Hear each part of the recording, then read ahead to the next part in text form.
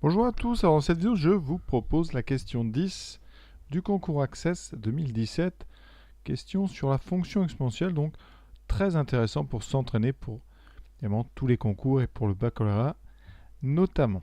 Donc dans cet exercice, je rappelle le principe, on a 4 items A, B, C, D, à chaque fois il faut déterminer si c'est vrai ou faux. Ici on va étudier deux fonctions, la première la fonction f définie par f de x égale x plus 1 au carré exponentielle, donc e moins x ici, et une deuxième, la fonction g définie par g de x égale e moins x. Les deux sont définis sur R, donc pas de problème. Et on a les deux courbes dans le repère OIJ. Première question, est-ce que la fonction f est croissante sur 0 plus l'infini? Pour ça, on n'a pas 10 solutions, vu la forme de f, il va falloir dériver. Pour dériver, on regarde bien f et on va regarder de quelle forme est cette expression.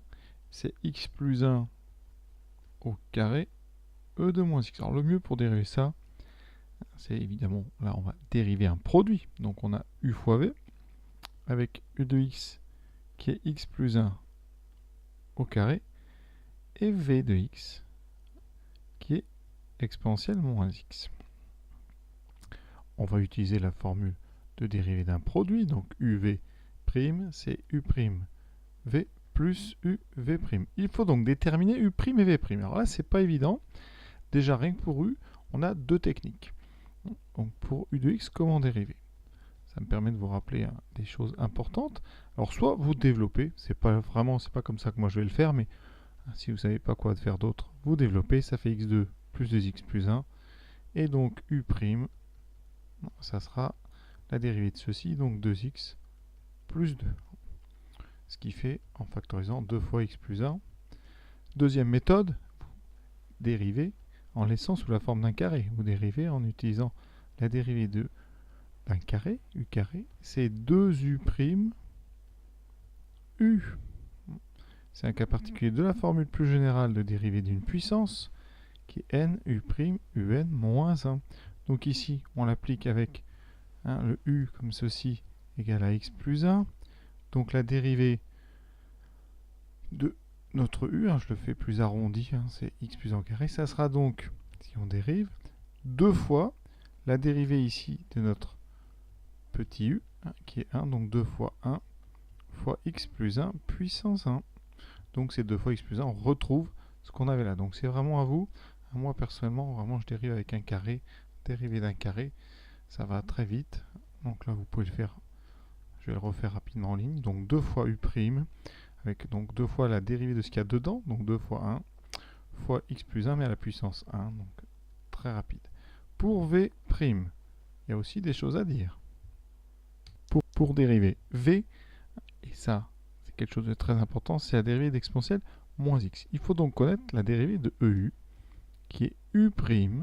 Alors je vais mettre un u arrondi, u', e de u, avec ici un petit u qui est moins x. Donc la dérivée de moins x, pour noter ça de façon informelle, ça sera la dérivée de moins x, donc moins 1 fois exponentielle de moins x. Donc à connaître par cœur parce que c'est une fonction qu'on dérive très souvent, moins e moins x.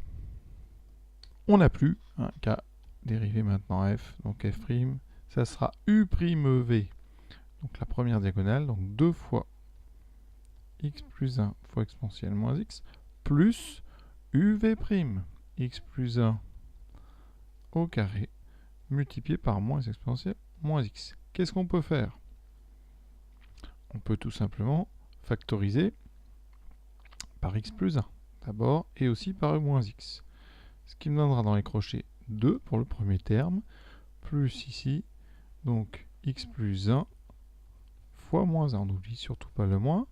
Ça nous donne donc x plus 1 fois e moins x, multiplié par, alors on développe, x plus 1 fois moins 1, ça fait donc 2 moins x moins 1. Il me reste x plus 1, facteur de e moins x, facteur de, ici, 1 moins x. Alors on peut laisser comme ça, on peut encore transformer si on veut, pour rendre ceci un petit peu plus joli. On va faire x plus 1 fois 1 moins x. Alors x plus 1 fois 1 moins x, c'est un produit qui est connu en maths. Vous pouvez l'écrire 1 plus 1 fois 1 moins x, c'est une unité entière remarquable, vous voyez.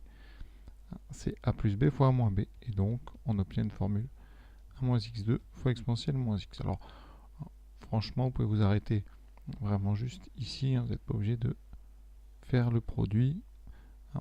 Voilà. Donc, maintenant, notre question, c'est est-ce que f est croissante? Mais il suffit d'étudier son signe. Alors, qu'est-ce qu'on sait?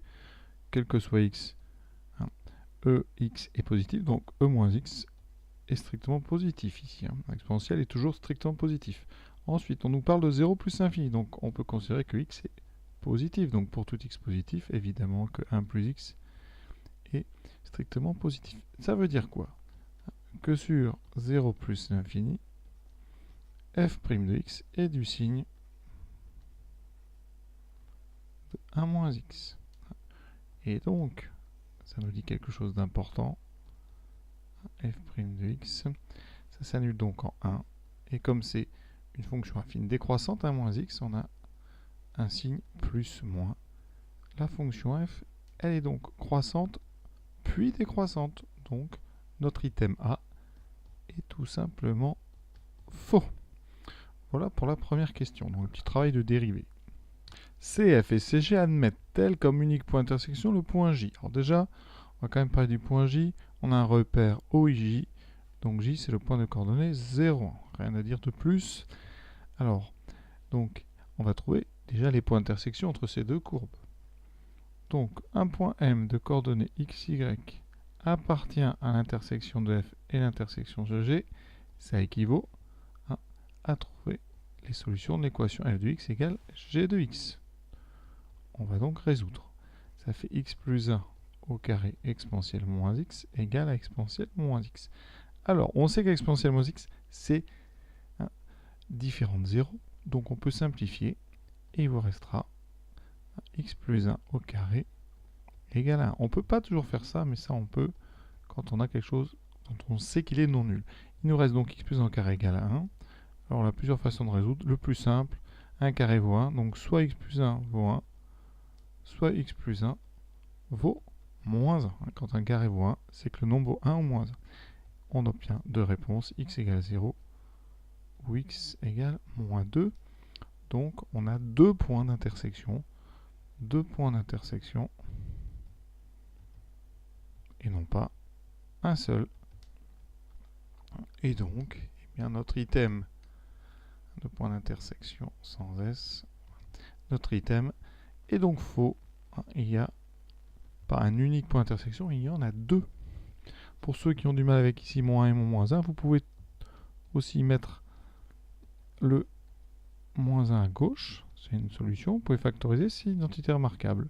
Ça fait x plus 1 moins 1 fois x plus 1 plus 1. On retrouve 0 et moins 2 comme solution. Troisième méthode, quand vous avez x carré égale à 1, on peut développer. Hein, et il reste x carré plus 2x plus 1 égale 1. On simplifie par 1 ici. Et les 1 s'annulent. Il reste x carré plus 2x et on factorise par x. Ça fait x fois x plus 2. Et on retrouve, vous voyez, 0 et moins 2. Donc, trois façons de finir cet exercice. Item B, réponse fausse. La tangente à CF en J et la tangente à CG en J sont perpendiculaires. Alors ça, hein, on va déjà évidemment déterminer les deux tangentes.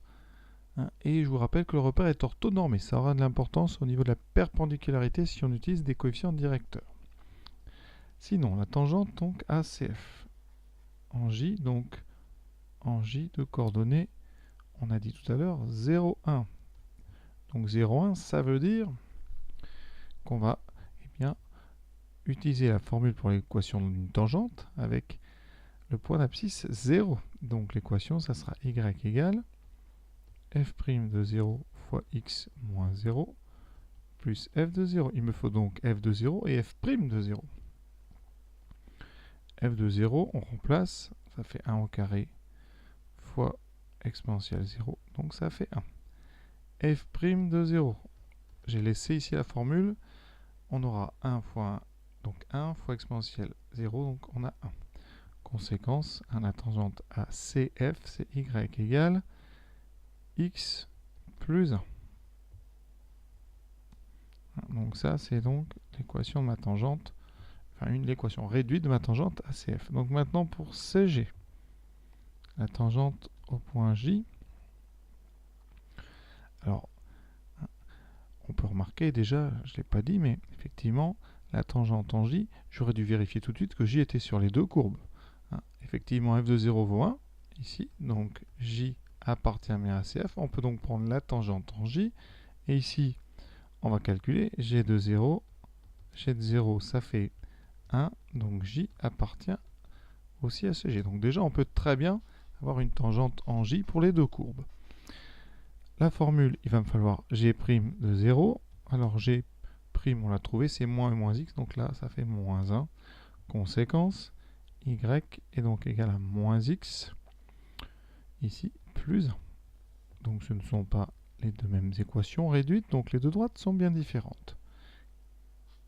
Puisqu'on est dans un repère orthonormé, on va utiliser le produit scalaire. Ça, vraiment, je le répète que c'est important, il est orthonormal, normé, donc on peut utiliser le produit scalaire. Je vais donc prendre un vecteur directeur, ici, de la première, on va l'appeler U. Le vecteur directeur, c'est 1, 1, parce que le cours nous dit, je le rappelle, que si la droite a pour coefficient directeur m, un vecteur directeur, c'est 1, m. Quand on avance de 1, on monte ou on descend de m, ça dépend du signe de m. Donc ici, on monte de 1. Pour CG, la courbe de G, ça sera 1, moins 1. On va calculer le produit scalaire. S'il est nul, les deux vecteurs sont orthogonaux, les droites sont donc perpendiculaires. U scalaire V, c'est 1, 1, scalaire 1, moins 1.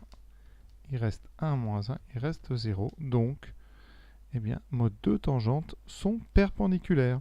Alors, pour ceux qui n'ont pas fait le produit scalaire au moment du concours, il y a une deuxième façon de faire.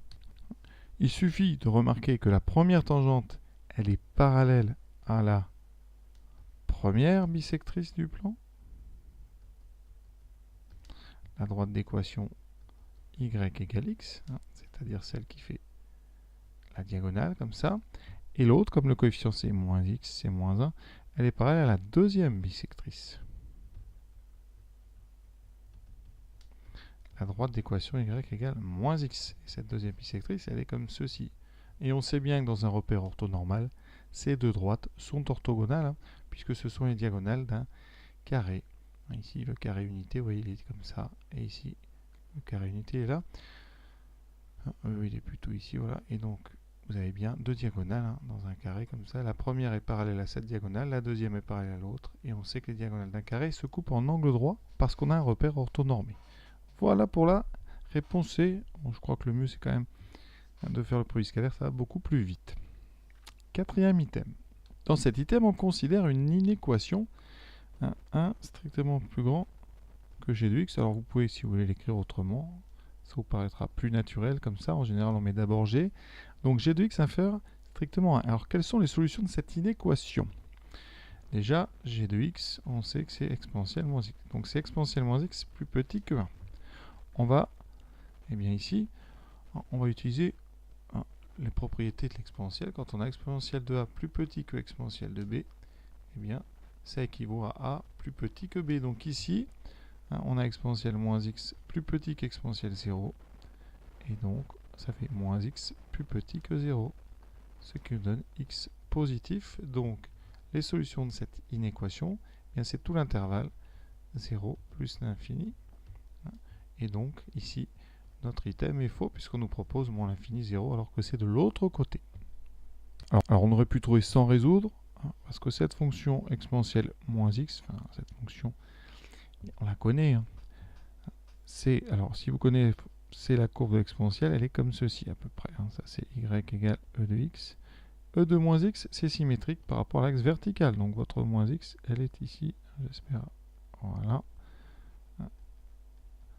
Donc, si vous voulez que g de x soit plus petit que 1, vous voyez, 1, c'est ici.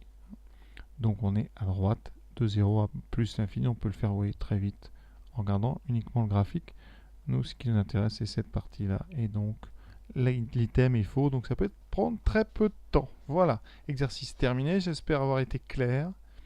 Je vous invite évidemment à vous entraîner sur ce genre d'exercice. C'est très pratique. Et ça prend moins de temps qu'un sujet de bac. Voilà, à bientôt.